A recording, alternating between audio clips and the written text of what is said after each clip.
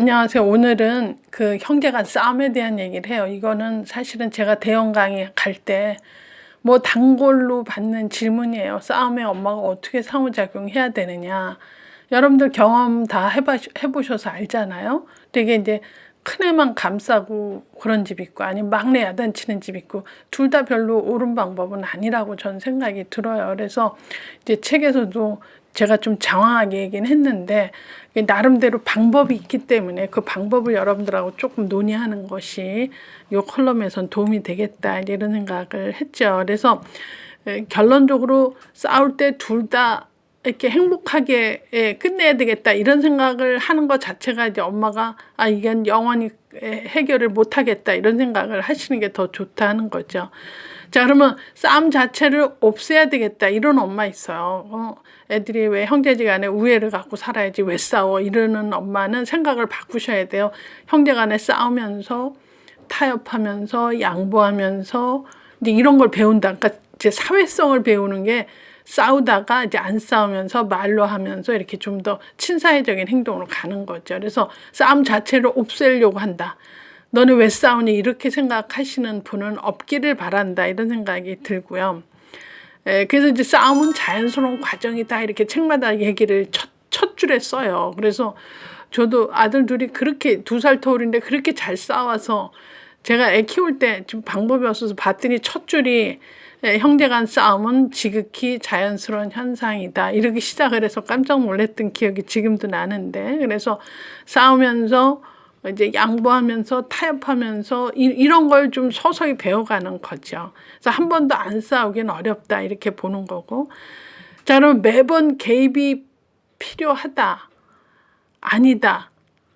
사실은 이게 어느 정도까지 개입을 하고 판단은 안 내려주고 이런 복잡한 일들이 조금 숨어 있어요. 그래서 내가 이제 방법을 얘기해 주면 첫 번째 일단 막 싸우면 서로 떼어놔야 돼요.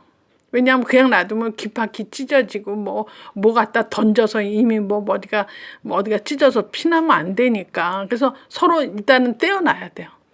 예를 들어 그만 그러고선 이렇게 물리적으로 떼어서 너 여기 앉아 너 여기 앉아 이런 거 할 필요가 좀 있어요. 그 다음에 두 번째는 자, 그러면 순서대로 형부터 얘기할래? 동생부터 얘기할래? 그래, 형부터 얘기해. 왜 싸우게 됐는지 엄마가 듣고 싶다. 이러셔야 돼요. 그럼 이제 큰애가 얘기를 합니다. 응? 내가 이랬는데 엄마 제가 말이야 먼저 뭘 어쨌어 저쨌어 막 그러면 그 얘기 듣고 흥분하면서 동생 너가 잘못한 거야 이렇게 하시면 안 돼요. 그냥 큰애 얘기를 들으면 어떻게 얘기냐. 그랬어? 그래서 던져서 아팠다고? 그 아팠겠는데? 그럼 속상하지? 이렇게. 걔가 얘기하는 거에 그냥 인식 반응만 해주면 돼요. 그랬어? 그건 속상한 일이네? 그랬단 말이야? 어쩌지? 이렇게. 그러면 큰애 같은 경우는 얘기하면서 엄마가 이렇게 말대꾸 해주는 거에 굉장히 위로받아요. 왜냐하면 지금 이 싸움이 여기까지 갔는데 동생이 그래서 내가 이렇게 화나고 속상한 것을 엄마가 그랬어? 그럼 아프겠네? 이런 얘기 자체가 애한테는 큰 위로가 된다. 또 상대편에서 들을 때는 동생 같은 애는 그래 내가 먼저 하긴 했지. 그런데 내가 너무 아프게 때렸나? 그럼 형이 그래서 아팠겠다. 이런 생각도 좀 하게 돼요. 그래서 요 얘기시키는 거부터가 상당히 좋은 교육적인 효과를 갖는다. 자, 그러면 큰애 얘기 다 했으면 보통 엄마들은 큰애 얘기를 들으니 너가 동생이 잘못한 거네. 이거는 안 하셔야 돼요. 왜냐하면 동생 얘기도 또 들으셔야 되니까. 그래서 큰애 너 얘기 다 했지? 알았어. 그럼 여기 잠깐만 있어봐. 왜냐하면 얘 얘기도 들어봐야 되거든. 자, 막내 둘째 얘기해봐. 너 형은 엄마 형 말이 맞아. 그런데 내가 먼저 때린 이유는 또 어저께 저녁에 뭘 또 감췄다 그래요. 그래서 이제 화가 나서 내가 먼저 던진 거다. 그러면 또 걔 얘기할 때 어제 전날 또 네가 찾던 그 노트가 없는데 알고 보니까 형이 그거를 이불 속에다 이렇게 찡겨놓고 숨겨놓고 그랬다는 걸 네가 아침에 알은 거야? 이렇게. 그래서 막내가 얘기할 때 또 막내 입장에서는 거봐. 너가 모르는 사실을 이제 엄마도 알게 됐어. 그러니까 이제 막내도 얘기하면서 상당 부분 엄마가 인정해주고 공감해주면서 어때요? 위로를 받아요. 그래서 이렇게 말 시키는 거는 사실은 애들한테 물론 지금 다 싸우고 치고받고 때리고 뭐 이런 건 했지만 일단 나 혼자 잘못은 아니다 하는 얘기를 하면서 엄마한테 이제 공감대 형성되고 위로받고자 하는 게 더 많죠. 그래서 각자 의견을 잘 듣는 게 중요한 거죠. 우선 잘 들어주고 아 그랬어? 그럼 너도 속상했겠네. 그 애끼는 노트를 알고 보니까 형이 전날 감췄다는 걸 넌 그 다음날 알았다. 그래서 화가 나서 네가 뭘 던진 거야. 아 그랬구나. 이렇게. 그럼 이제 막내가 얘기하면서 너도 이제 엄마가 다 알게 됐어. 그래서 엄마가 이제 마치 판단해 줄 것처럼 이렇게 해서 두 번째 각자 얘기를 다 듣고 엄마가 하지 말아야 될 건 네 잘못이야. 너가 사과해. 이런 것만 안 하시면 돼요. 그 잘잘못의 높낮이가 굉장히 다르기 때문에 엄마가 쉽게 결정해 주시는 게 위험한 거다. 그래서 대개는 큰아이가 이제 야단치는 집 있어요. 큰아이만 야단치는 집은 어떻게 되냐면 하극상이 돼. 동생이 이렇게 보면 엄마한테 야단 맞게 하는 거는 굉장히 쉬워. 내가 이렇게 딴지 걸고 해서 소리 내게 하면 오면은 엄마는 항상 형만 야단치더라. 그래갖고 밑에 애가 고자질하는 습관이 생겨요. 엄마 형이 이랬어. 엄마 모르지? 이런 고자질하는 거는 큰애만 야단치는 경우가 왕왕 그런 경우가 있습니다. 그래서 이런 것도 별로 좋지 않다. 하극상이 생기는 거니까. 또 큰아이가 아니고 동생만 또 이제 야단치는 집 있죠. 큰아이 야단치는 집, 동생만 야단치는 집은 어렸을 때부터 그 애정결핍이 있어요. 우리 집은 형이 왕초고 형 하자는 대로 다 했고 나는 늘 사랑받기는 어려웠으며 뭐 이렇게. 그래서 이 둘 다 어느 한쪽만 치우쳐서 야단한다든지 누구 편을 들어주는 건 상당히 교육적이지 않다. 이게 싸움에 관해서는. 그래서 사사건건 개입하는 것은 옳지 않다. 그래서 이제 결국은 엄마들이 내가 얘기 듣다가 정말 힘들어서 못 살겠어. 아들들 키우기가 이렇게 어려워. 이렇게 얘기하는 것들이 여기 상당히 어렵다. 그러면 어떻게 해야 되느냐. 결론은 어떻게 해야 돼요. 얘기 일단 잘 들어주고 공감만 해주고선요. 엄마는 이제 세 번째 단계에서 뭐라 그래? 잘 이렇게 몰두리 생각하는 척하고 그래 엄마가 잘 들으니까 너는 또 너대로 속상하지만 얘는 또 얘기 들으니까 전날 또 네가 노트를 감춘 것 때문에 화가 쌓여서 그런 거니 어느 게 더 잘못하고 어느 게 더 속상한지는 엄마가 잘 모르겠다 그래야 돼요. 잘 모르겠다. 그래서 엄마가 마치 애들한테 숙제를 주면 좋지. 그래서 엄마가 지금 이 순간에 얘기를 듣고 너 잘못이야. 네가 사과해. 이렇게 하기가 굉장히 곤란한 입장인데 내가 제안을 할 때 니네 둘이 조금 그래도 얘기를 들으니까 조금 더 미안한 사람이 있다고 생각하면 그 사람이 그냥 형 미안해, 동생 미안해 이러고 꼭 껴안아주고 때린데 아프면 호흡 불어주면 어떠니? 그 엄마 앞에서 하긴 뭐하면 니네들이 방에 들어가서 잘 곰곰이 생각하고 아픈 사람한테 미안하다고 한다든지 아니면 내가 원래부터 시작을 잘못했다 이런 생각이 들면 뭐 미안하다든지 사과를 하고 이렇게 하면 좋겠다. 니네 방 들어가라. 그러면요. 애들은 들어가서 금세 해결 보고 나와요. 그러면 이때 엄마가 할 건 뭐냐면 그래서 결론적으로 누가 미안하다 그랬니? 그러면 물어볼 필요 있어요. 그러면 형이 그래요. 큰애가 엄마 내가 미안하다 그랬어. 그랬어. 그러고선 이제 보다듬어 줬다고 뭐 호 불어줬다고 이러면 엄마는 누굴 칭찬해 준다? 미안하다고 한 애를 칭찬해 주면 되죠. 그래서 형제지간의 싸움은 이게 자연스러운 과정인데 때때로 개입해서 너는 항상 그래. 너는 항상 형 괴롭혀. 이렇게 얘기하는 것만 빠지고 잘 얘기를 들어주면서 공감을 해주고 공감해주면서 애가 위로를 받기를 좀 바라시는 게 좋아요. 그래서 위로받고 나면 좀 덜 화가 나거든. 그래서 공감을 충분히 해주고 사실은 엄마가 잘 모르겠다 요 얘기만 하시면 돼요. 그러면 애들끼리 해결을 봅니다. 해결 보고 나서 칭찬해 준다. 이렇게만 하면 너무 쉬운 거죠. 근데 요거 이제 잘하기가 어려워서 둘 다 행복한 방법이 없을까 이런 생각을 하는데 그런 방법은 없다고 생각이 들어요. 그래서 엄마들이 조금 좀 생각을 해서 한 번쯤 요 방법대로 해보셔서 효과를 본 사람은 계속 그런 식으로 하면 되죠. 그래서 싸움이 나면 일단 뜯어 말리고 그다음에 각자 앉은 자리에서 얘기를 듣게 하고 들은 다음에 해결은 니네 둘이 가서 방에 가서 해결을 해라. 숙제를 주죠. 그래서 숙제하고 나와서 엄마 내가 잘못했다고 했어. 그러면 잘못했다고 한 아이를 높이 들어서 칭찬해 줍니다. 이렇게 하면 이제 싸움 현장만 발견되면 스톱 그만해 이러면 애들이 딱 모이죠. 모이면 얘기 얼렁얼렁 듣고 자 방에 가서 저 숙제하고 오세요. 지금 누가 더 좀 마음에 미안한 사람이 있어. 그럼 미안하다고 하면 돼. 가보세요. 그러면 가서 또 금세 나와요. 그래서 이게 하루에 몇 번도 그런 일을 하게 되면 오히려 애들한테는 괜찮은 엄마죠. 왜냐하면 늘 형만 편 들었어. 늘 막내 편만 들었어. 이런 소리는 최소한 들지 않아도 되니까. 그래서 요 형제간 싸움은 너무나 많이 나와서 여러 컬럼으로 제가 이제 어디 잡지에다 기고한 기억이 많이 남는데 이렇게 한번 해보시면 스스로 해결하는 애들이 되지 않을까 이렇게 생각이 듭니다. 자, 오늘은 두 케이스를 같이 하겠어요. 왜냐하면 이게 만 6세 남자의 케이스 혼자 놀아요.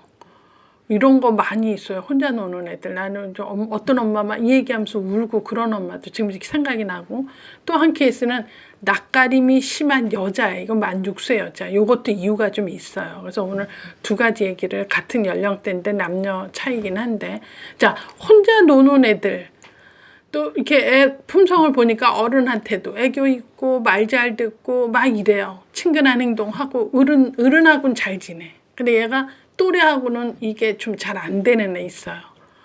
그래서 친구하고는 잘 못 노니까 회방꾼 같이 하고 또 장난감 빼앗고 이제 일종의 관심 받으려고 하는데 별로 이렇게 관심을 못 받고 미움받게 되지 나중에는.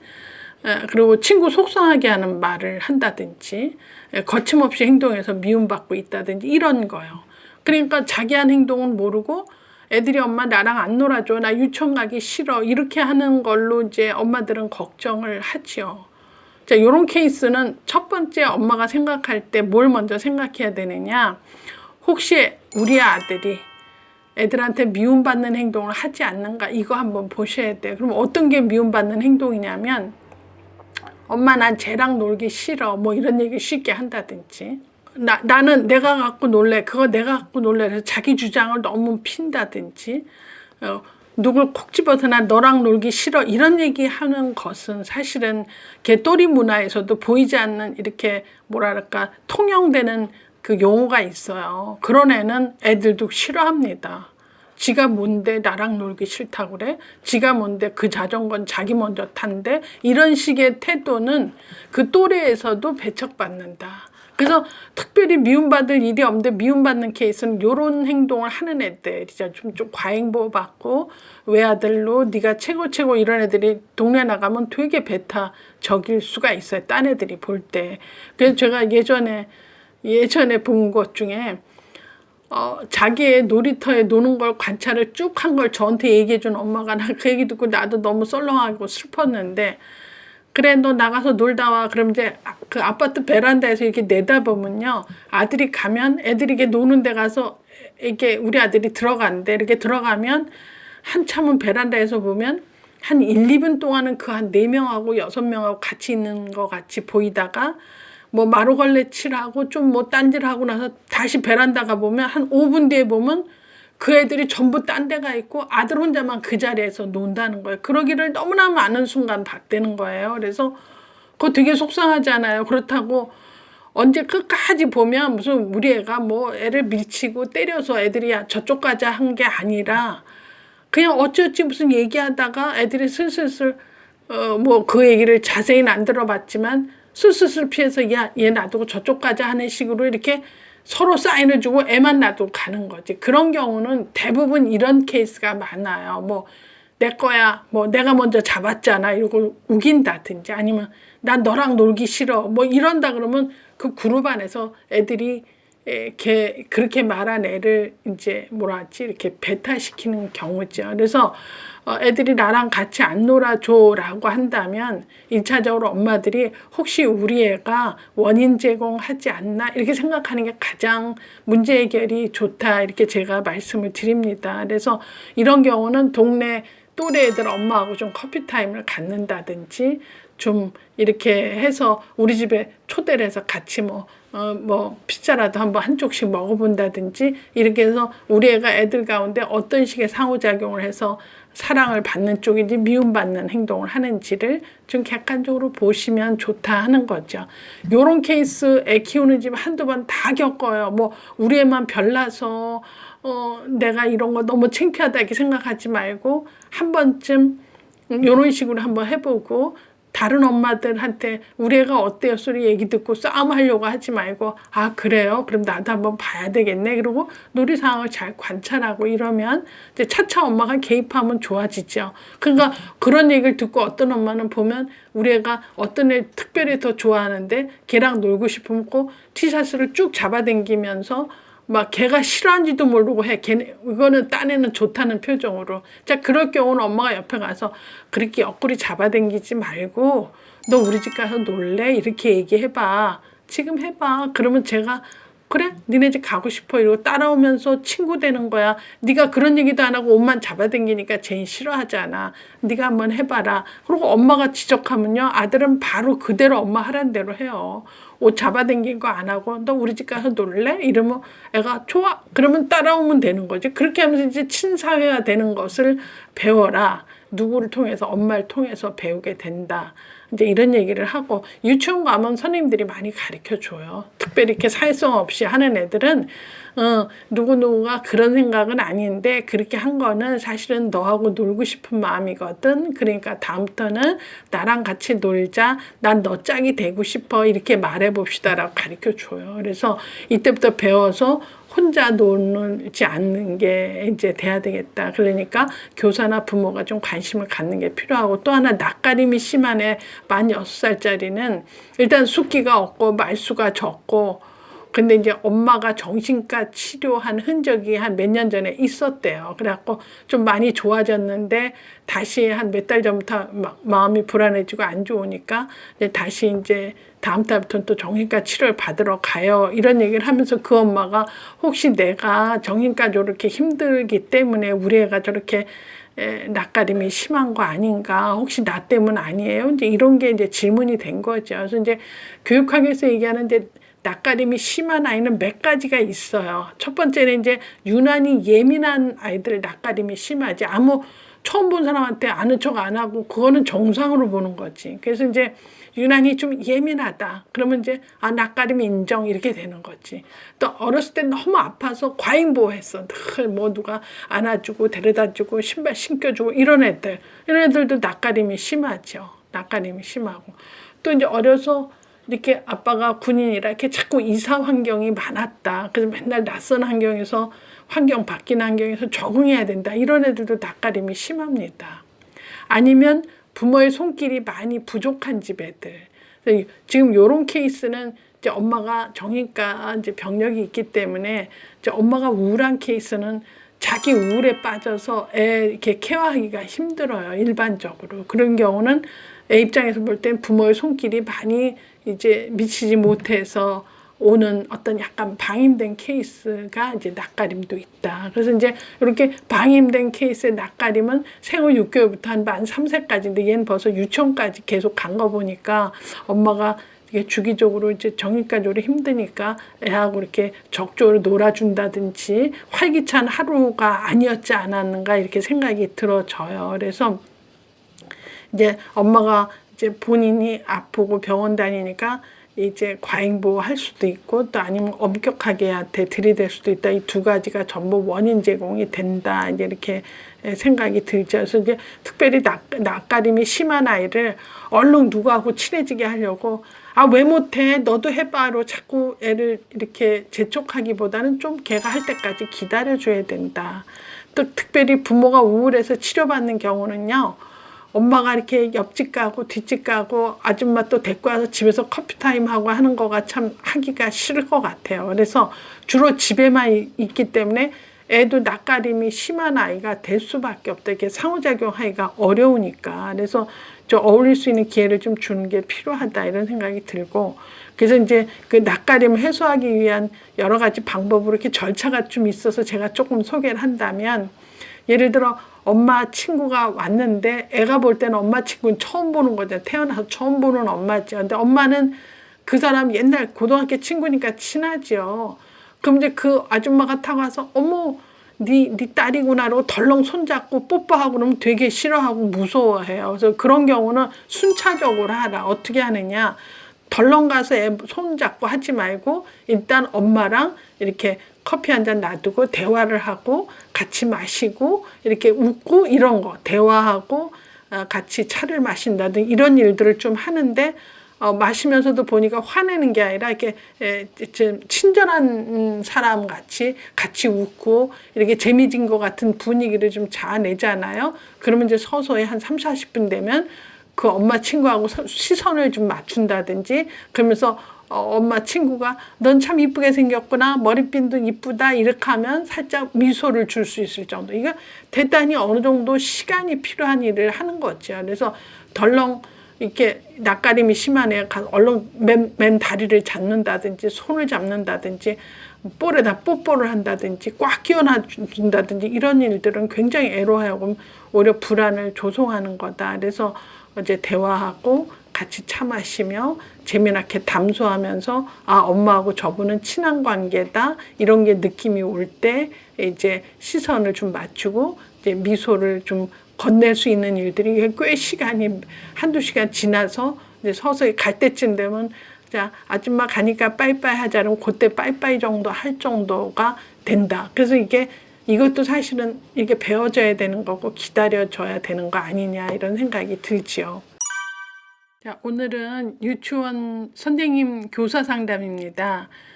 이제 한 학생을 소개를 한다면 유치원 학생이고 남자인데 키가 작은데 아주 몸집도 작고 주로 교사 도우미 해줘요. 이 학생에 대해서 교사가 걱정이 돼서 이제 저한테 부모는 괜찮은데 교사가 걱정이 된다. 왜 이제 교사 걱정을 하느냐? 반에서도 어떤 애 잘못한 거 전부 자기가 책임지려고 그래요. 그리고 굉장히 반대표 같이 나서서 책임지려고 그러고 책임감도 강하고 리더십도 있고 또 고집도 좀 있으면서 완벽을 추구하고 선생님의 뭐 이렇다 그러면 선생님 도우미로서 역할을 굉장히 잘해준다. 그래서 선생님이 상당히 이뻐는 하는데 좀 지나친 것 같으니까 저한테 상담이 온 거죠. 알고 보니까 이 아이가 밑에 동생이 셋이나 있어요. 그래서 이제 큰아이인데 엄마가 큰아이한테 많이 책임을 주고 동생 돌보라 그러고 이제 이렇게 하는 집인 것 같아. 그래서 주로 얘가 그 칭찬과 어떤 관심에 많이 굶주린 아이 같이 느껴진다.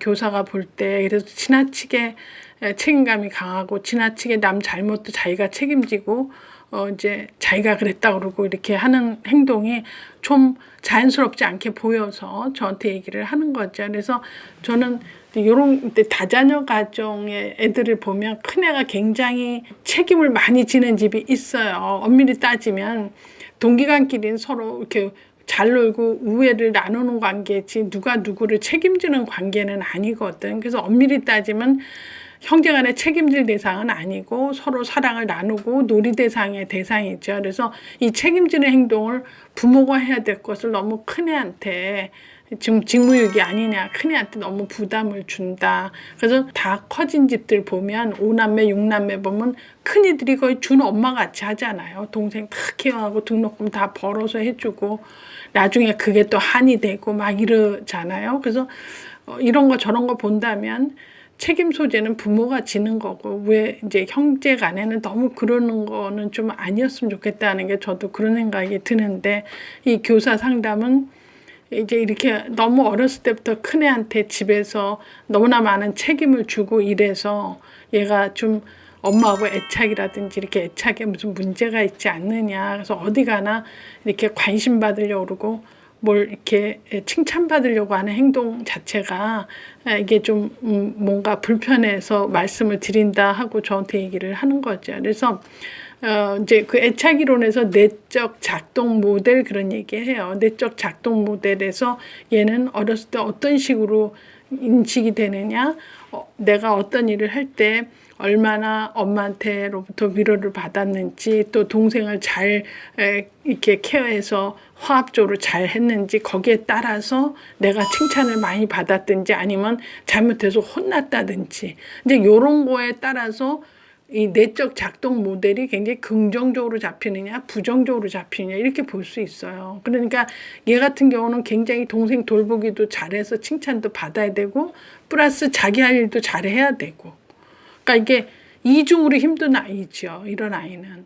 그래서 이제 다자녀 가정 중에 제일 큰 애들이 또 소아정신과 많이 가는 경우가 있어요. 힘들어서 삶이 힘든 거지. 얘는 집안에서 부모한테 인정받으려면 일단 어때야 돼요?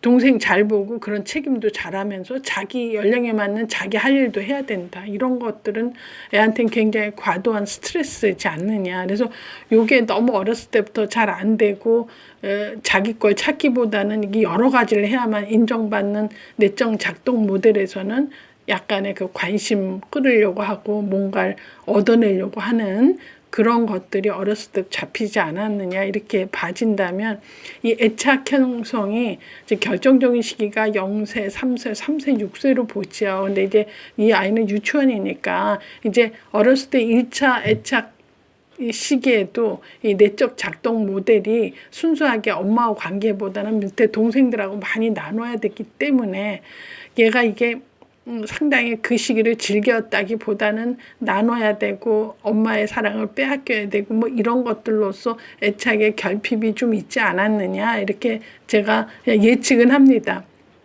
그런데 이제 3세, 6세 그 2차 애착 시기에도 동생이 계속 그 뒤로 있었기 때문에 그런 거에 연속선상에 있지 않았을까라고 본다면 얘 유치원 와서도 계속 그런 어떤 긍정적인 내적 작동 모델을 갖기보다는 그렇지 않아서 이렇게 교사를 잘 도우면서 칭찬도 받고 관심도 받고 하는 거에 목숨 걸고 있지 않느냐 이런 생각이 들면서 저는 이제 애착 얘기하면서는 애가 좀 그 시기에 맞게 편안하게 살아야 되지 않느냐. 그 편안하게 살지 않으면 이제 그것이 자꾸 그 다음 단계의 발달을 순조롭게 하기가 어렵습니다. 그래서 어렸을 때 충분히 이제 수용되고 관심받고 애정을 많이 받은 애는 1세 때 받은 걸로 2세 때 발달이 그냥 이렇게 쓱 넘어가고 2세 때도 그거 연장으로 3세 넘어가고 이러는데 이게 애당초부터 힘들었던 애들은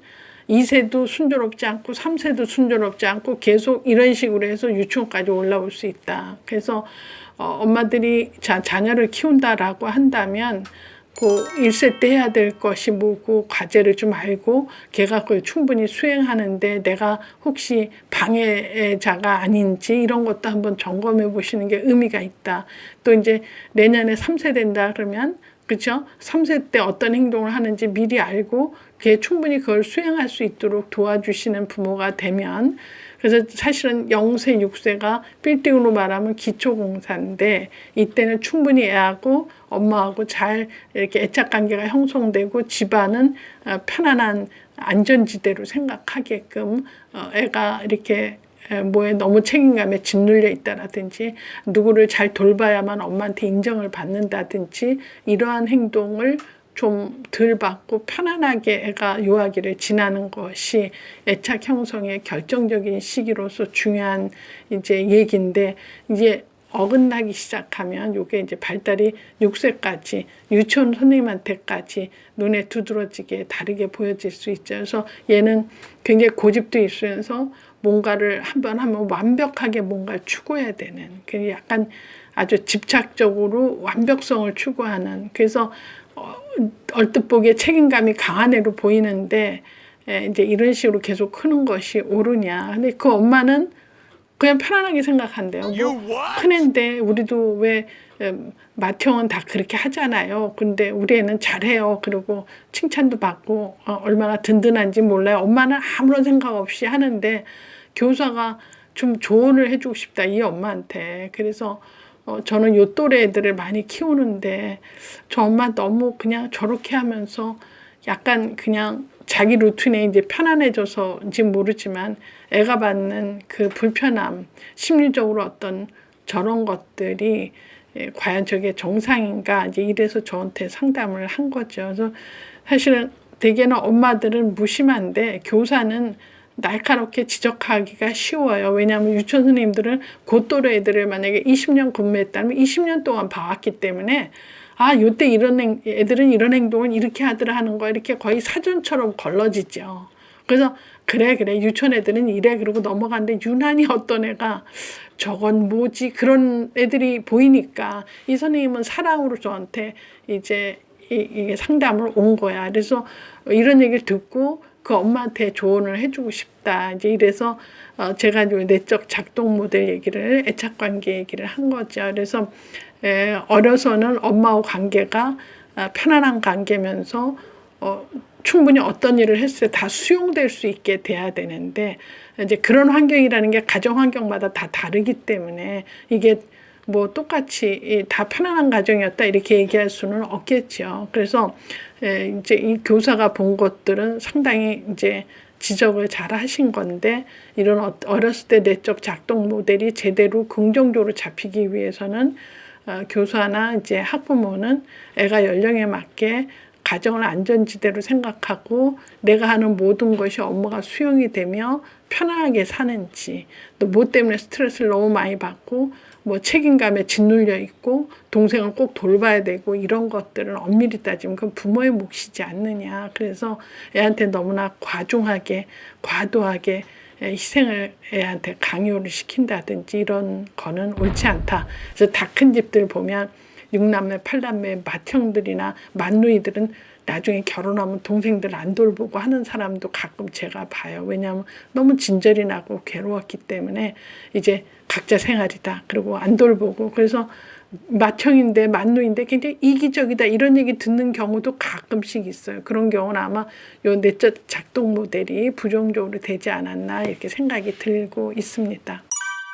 자, 오늘은 만 6세 여자애 둘을 한꺼번에 묶어봤어요. 하나는 만 6세인데 아직까지 대소변을 못 가린다. 이제 이런 케이스 하나고 하나는 저 유치원 다니는데 또 저 오줌 싸개 소리 듣는 애예요. 그래서 이제 그 케이스를 조금 좀 연구해 보면 그 대소변 못 가린 애는 어려서부터 엄마가 이제 직장을 다니니까 시어머니하고 친정 언니, 그러니까 이 사람의 언니가 아마 같이 있었나 봐요. 그래서 친정 언니하고 시어머니하고 이제 엄마와 같이 키우다가 둘째가 생기니까 한 얘가 17개월쯤 돼서 어린이집에 보내기 시작했어요. 그래서 이제 둘째 나면서 이제 바쁘게 되면서 이 큰애 대소변 가리기가 사실 18개월부터 36개월이 그때 결정적인 시기에 좀 이렇게 누군가가 이렇게 관심 갖고 하면 그때 이렇게 되는데 그 결정적인 시기 한 18개월 때부터 17개월부터 어린이집을 다니면서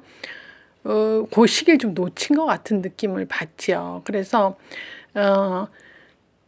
이제 몇 번 실수를 하니까 야단 맞고 이러다 보니까 얘가 대변 보는 거에 어려움을 느끼고 스트레스를 받게 되니까 자동적으로 팬티에 많이 묻히고 냄새 풍기고 이런 애가 된 거죠. 그래서 이제 이런 케이스는 사실은 지금도 늦지 않았다. 지금도 그 제대로 하시면은 될 수 있다. 물론 좀 많이 늦었긴 했지만 그래서 일단 그 대변을 실수하지 않아야 되겠다. 이런 긴장감이나 실수했을 때 눈치 보지 않도록 신속하게 처리를 해주고 그 실수 불안을 좀 줄여주는 게 좋겠다. 그래서 만약에 잘하다가 한 번씩 실수해도 크게 야단을 친다거나 무안을 준다거나 이런 일을 좀 하지 않으셔야 되겠다 하는 거죠. 그래서 이제 근데 이제 요게 지금 만 6세까지 이렇게 될 때는 그 전에 어떤 상황을 조금 얘가 얘기했을 거야. 어떤 거냐면 뭐 엄마 나 지나가면 애들이 냄새 난대, 똥 냄새 난대, 뭐 이러고. 그래서 나 어린이집 안 가. 이런 거는 얘가 자꾸 실수하면서 오는 누군가의 도움이 필요하다는 그 의존적 욕구를 분명히 보였을 거예요. 그러면, 그래? 너 냄새 난다 그래? 어디 보자. 어머, 너 팬티 이게 뭐야? 너 싸니? 자꾸 싸게 되니? 아니면 얘기하기 전에 그냥 나왔니? 뭐 이러고 좀 애 얘기를 좀 들어주고 좀 관심 갖고 매일 팬티를 검사하고 좀 이런 일을 그 이전에 했으면 이제 되지 않네. 이런 시간이 꽤 그 시기를 놓치고 꽤 오래 지속된 케이스예요. 그래서 얘만 지나다니면 애들이 냄새 난다 그러고 사실 요때 요거 못 고치면요. 초등학교 가면 왕따 1순위가 몸에서 냄새 나는 애지. 그러니까 똥질하는 애 팬티에 늘 뭐가 묻어 있는 애들은 저절로 왕따가 돼요. 냄새 나는 애 싫어하기 때문에. 그래서 이거 지금 유치원인데 좀 늦은 감은 있지만 지금이라도 얘가 스스로 이제 성취할 수 있게끔 찬스를 좀 만들어 준다. 그리고 대소변 가리는 거에 대한 불안 지수를 많이 줄여줘야 되니까 좀 제대로 성공할 수 있는 기회를 자꾸 포착해주고 성공했을 때 그 내적인 힘을 발휘해서 얘가 스스로 자기가 신변 처리할 수 있도록 하는 그 기회 제공이 상당히 중요하다고 보죠. 그래서 요 얘기는 사실은 가끔 이제 너무 일찍 서두른 애들도 대소변이 안 돼서 끝까지 싸는 애들 얘기도 많이 있어요. 근데 요 케이스는 결정적 시기를 좀 놓쳤다. 둘째 나면서 어린이집 보내지면서 이렇게 누가 이렇게 좀 일관성 있게 체크를 못 해줘서는 그 실수하면서 받은 스트레스, 뭐 긴장 이런 것들이 오래 얘한테 그 누적되어서 스트레스로 그래서 대소변 가리는 게 힘든 아이로 되지 않았나. 그래서 그런 애가 보이는 어떤 의존적 욕구를 잘 읽어서 엄마나 이제 누가 이렇게 관심을 좀 지속적으로 가져줬으면 이렇게까지 고질화되진 않았다. 근데 지금도 늦지 않았다. 지금도 애가 스스로 성공할 수 있게끔 분위기를 만들어 주시는 게 매우 중요하다 이렇게 봐지고요. 또 하나도 만 6세 여사애는 오줌 싸개 소리를 듣는데 이 아이는 5개월 때 이미 쉬를 가렸대요. 그래서 막 신통한 공주 소리 듣고 어쩜 이런 애가 있냐고 5개월 때 너무 일찍 서두른 케이스지 이런 경우는. 근데 얘가 이제 그러다가 한 3살 이후에 이제 어린이집 다니기 시작했는데 그때부터는 이제 소변 실수를 자끔 하는 거죠. 그래서 어린이집에 낮잠 시간에 얘만 기저귀를 차고 잔다. 이제 그런 얘기를 듣기 시작한 거지. 그러다가 지금 유치원에서는 이제 가끔 또 실수를 하니까 이제 유치원쯤 되면 실수 안 하는데 하면 이제 오줌 싸개 소리 듣죠. 이제 오줌 싸개 소리 들어서 아주 난감했다. 이런 얘기로 상담이 온 건데 이런 경우는 너무 일찍 서둘렀다. 일찍 서둘러서 그 뒤에 잔잔하게 실패하는 그 실패 경험을 좀 오래 한 것 같아요. 많이. 그래서 특별히 유치원 가서도 그 수치심 때문에 또 실수할까 봐 말을 제대로 미리 해야 되는데 말을 못하고 조금 지린 다음에 얘기한다든지 반쯤 싼 다음에 알게 된다든지 이런 일들을 한 거죠. 그래서 너무 일찍 서두른 케이스도 이제 요런 경험을 또 할 수 있다. 그래서 원래 적정한 조기에 못하고 너무 일찍 하는 것도 나중에 문제가 되고 너무 늦게까지 방치해도 또 첫 번 케이스 같이 그렇게 되고 하니까 요 적정한 시기를 잘 맞춰서 할 수 있어야 되겠다 이제 이런 생각하고 특별히 이제 오줌에 관해서는 이제 엄마들이 하기가 제일 쉬운 게 뭐예요? 여긴 여자 케이스지만 저는 아들들 키울 때 아침에 일단 눈 뜨면 누가 뭐래도 쉬하러 가자 그래요. 그래서 쉬부터 하고 그리고 이제 어디 나가려고 그러잖아. 그럼 채비하고 다 있고 나가기 전에 한번 또 쉬 싸라 그래요. 나가서 화장실 찾기 어려우니까. 그리고 이제 나가기 전에 쉬했죠. 그럼 또 애들 뭐 들고 다니면서 뭐 먹는다고 가다가 어디 가서 화장실만 보이면 또 한번 가자 그래요. 그래서 또 화장실 갔다 오고 집에 들어오면 또 오자마자 하고 그리고 저녁에 자기 전에 하면요. 별로 오줌으로 실수할 케이스가 많이 줄어들어요. 그래서 이렇게 좀 요런 어떤 약정을 좀 하는 것도 하나의 방법이지 않느냐 이제 이런 생각이 들고 이 오줌하고 똥은 상당히 실수했을 때 애들이 수치심을 동반합니다. 그래서 이 수치심 동반하는 것만 엄마가 조금 잘 맞춰줘도 이제 애들이 자율적으로 자기가 하게 되는데 한번 실수했을 때 오줌 싸게 뭐 똥 싸게 똥치리 뭐 이런 식으로 얘기를 붙게 되면서 애들은 어떻죠? 그 소변 실수할까? 이제 변을 자꾸 묻히고 냄새 날까봐 이제 그런 실수에 대한 그 불안감 또 실수했을 때 어떤 꾸중을 받게 되면 꾸중하고 연합을 합니다. 그 실수와 꾸중을 연합해서 결국은 스트레스로 이제 머리에 저장하면서 애가 스트레스성으로 더 이게 못 가려질 수도 있다. 그래서 사실은 이게 똥오줌 사실 냄새 나고 지저분한 것 같지만 이게 제때 안 됐을 때는 우리가 생각하는 것 이상으로 애들은 더 수치심을 느끼고 이제 자기 행동이 부적절하다고 생각을 하죠. 그래서 나중에 자아 성장에도 상당히 문제가 직결되기 때문에 또 이제 실제로 냄새 난다 그러면 주변 애들이 좋아하지 않습니다. 그래서 이런 것들은 굉장히 신경을 쓰게 되는 일들이다. 그래서 지금 두 아이 똑같은 케이스지만 대소변 가리고 소변은 사실은 결정적 시기가 생후 18개월부터 36개월이 이제 그 결정적 시기인데, 이제 원래 발달상 플러스 마이너스 6개월까지는 정상이라고 봐요. 그래서 18개월 이전에 12개월 때 좀 됐다 그래도 뭐 굉장히 뭐 브라이트하고 똑똑하다 이렇게 안 보고 그냥 정상 범위에 넣고, 또 36개월 플러스 6개월 이상이니까 거기서 42개월에 완성돼도 굉장히 정상에 가까운 거로 보지요. 그래서 너무 급하게 서둘러서는 막 하려고 하지 않으면서 부모가 좀 인내를 갖고 요 이제 플러스 마이너스 6개월을 앞뒤로 연장을 시켜준다면 그 범위 안에서 거의 다 해결되지 않느냐. 근데 이제 첫 번째 케이스는 너무 이제 시기를 놓친 게 오래 간 거고, 두 번째 케이스는 너무 일찍 서두른 게 또 문제가 됐다. 왜냐면 서두른 거는요, 준비가 되기 전에 했기 때문에 그 행위를 잘한다고 보기보다는 우연하게 잘한 거지 진짜 잘했다고 볼 수가 없고, 진짜는 얘가 잘 못하는 애가 된 거죠. 그래서 어린이집 다니면서 자꾸 실수를 하고 낮잠 시간에도 얘만 기저귀를 차게 되고, 그러다가 유치원 와서는 그 결정적 시기를 또 말을 못하니까 오줌을 지리고 오줌 싸게 되니까 오줌 싸게 소리를 듣는다 그러면 그때부터 얘는 오히려 이제 그 오줌 실수와 이제 꾸중하고 손가락질 받는 거에 대한 거를 연합해서 스트레스가 된다. 그래서 이런 경우는 더 낳기가 어려운데, 결정적인 시기 생후 18개월에서 36개월 안에 시작은 하되 그로부터 플러스 마이너스 6개월까지 연장될 수 있다라고 본다면, 엄마가 발달을 미리 알고 미리 이런 것들에 대처를 한다면 사실 이런 얘기까지 안 가도록 할 수가 있다. 이제 이렇게 생각이 듭니다.